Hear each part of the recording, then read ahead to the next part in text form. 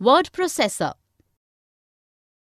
The use of word processor is essential in order to make typing and designing work easy for us.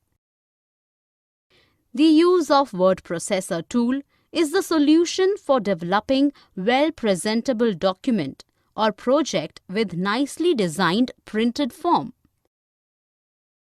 We can also write letters and applications, newsletters, design posters, and so on. Word processing. Computers have made typing papers a breeze for those who do not know how to type. But using word processor can fix our mistakes before finally printing the document. While using word processor, one should be aware that entire paragraph or any word can be moved. New paragraphs, new sentence, or new word can be added, included at any place within the paper.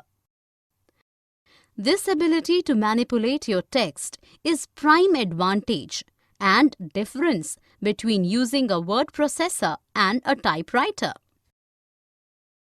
Word processor operators save time due to faster typing speeds achieved because of electronic keyboards and to perform functions such as layout and spell check. It uses assistance of the word processing software.